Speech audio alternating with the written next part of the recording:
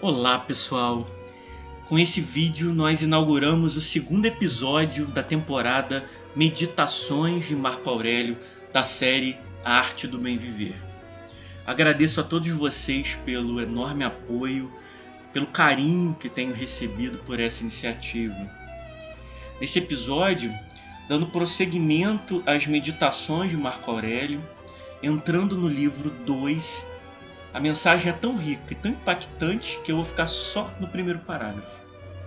Passei a semana refletindo sobre isso e confesso que esse texto me desconcertou, mexeu comigo.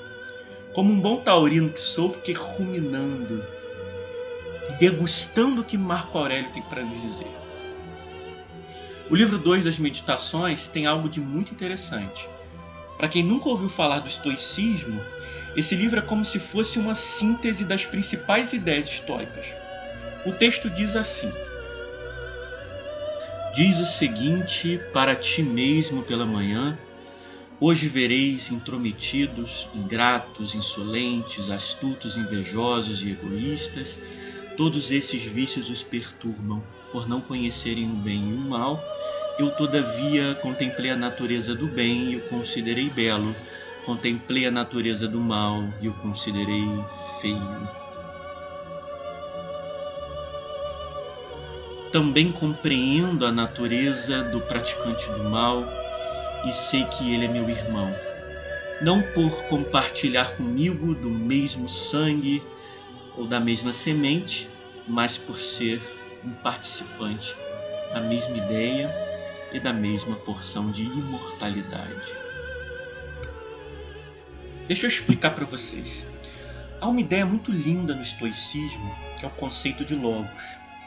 É muito difícil definir o logos. Ele é uma força, uma energia, um espírito que perpassa todo o universo, está presente em tudo e dá vida e dá alma, dá ânima, em latim, a tudo. O Logos é a centelha divina. O Logos preenche todo o universo, está presente em cada um de nós. Se cada ser humano traz em si a centelha do Logos, logo somos todos irmãos. O Logos faz da humanidade uma grande família. Essa ideia não morreu, muita gente ainda pensa dessa forma. Pode não usar o termo Logos, vai chamar de Deus, universo, energia, espiritualidade, mas dá a ideia de uma presença transcendente. Não necessariamente um ser racional, mas que traz em si um propósito.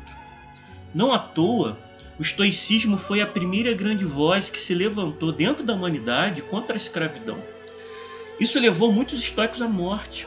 A crítica que o estoicismo fez à escravidão nem o cristianismo teve coragem de levar adiante. Muito pelo contrário, a perspectiva de Paulo é bem conservadora em relação à escravidão.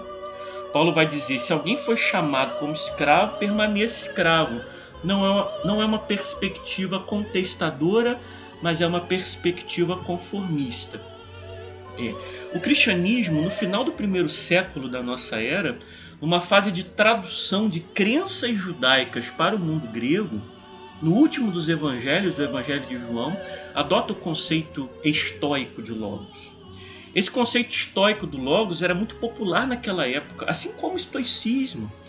Pode-se dizer que quando o cristianismo explode como fenômeno religioso, o senso comum religioso do Império Romano e de seus domínios era estoico. Na abertura do Evangelho de João há uma bela síntese, onde o evangelista vai demonstrar que o cristianismo é isso. É um encontro de uma mensagem judaica com uma mensagem grega, ou melhor, uma mensagem judaica traduzida para o mundo grego. O autor dirá, o autor do Evangelho dirá: no princípio, Evangelho de João. Aqui é uma referência clara ao Gênesis, o Bereshit, do Gênesis, no princípio. No princípio criou Deus os céus e a terra. Está lá no livro hebraico, o primeiro livro da Torá, o livro chamado No Princípio. Mas o evangelista dirá: no princípio era o verbo. Essa palavra verbo, a tradução eu não gosto.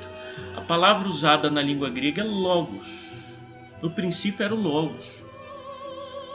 E o logos estava com Deus. E o logos era Deus.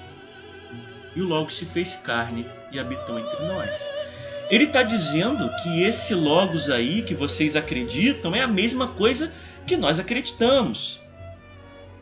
Dessa forma o cristianismo traduz a sua mensagem para os gregos. Estamos falando a mesma língua. Mas prossigamos com Marco Aurélio. Portanto, não posso ser prejudicado por algum deles, já que nenhum me pode envolver com o que é vil. Não posso ficar com raiva do meu irmão e manter-me à parte dele, já que somos forjados pela natureza para ajudar-nos mutuamente. Depois disso, vem a frase a partir da qual meditei toda essa semana. É antinatural que os homens se oponham uns aos outros. É antinatural que os homens se oponham uns aos outros. Como assim, Marco Aurélio? Tá doido?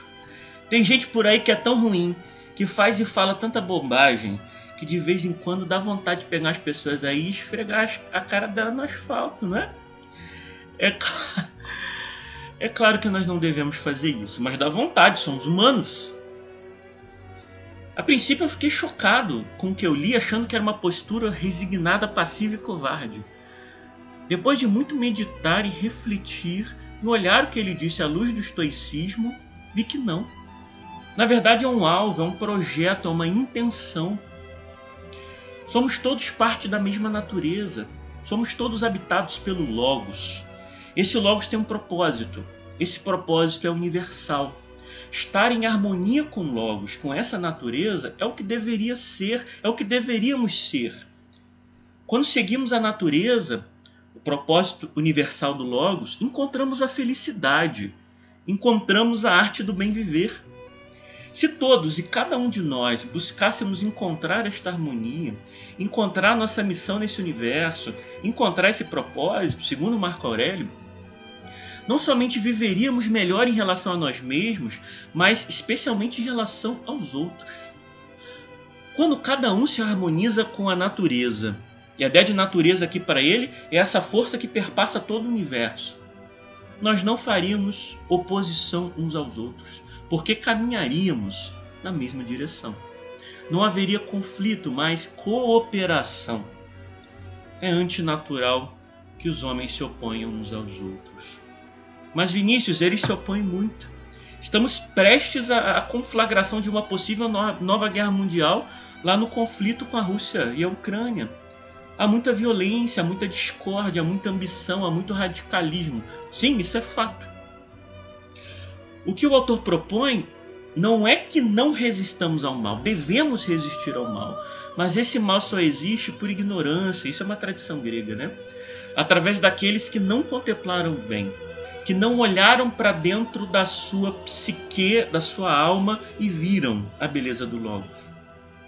Não devemos ficar com raiva e nos afastarmos dessas pessoas.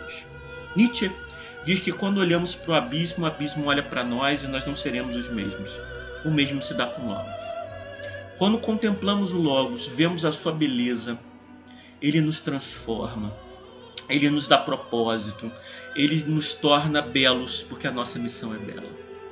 Devemos então voltar para a caverna de onde saímos e compartilhar esta mensagem com aqueles que ainda estão na escuridão. Não devemos ser movidos por ódio, raiva ou nos afastarmos das pessoas, mas devemos ter compaixão e misericórdia, porque elas ainda não contemplaram a beleza. Portanto, brigar pra quê? Se você gostou desse vídeo, deixe seu like, siga o meu canal, faça o seu comentário, compartilhe com quem você gosta e muito obrigado. Um beijo grande para vocês, saudações de Caronte.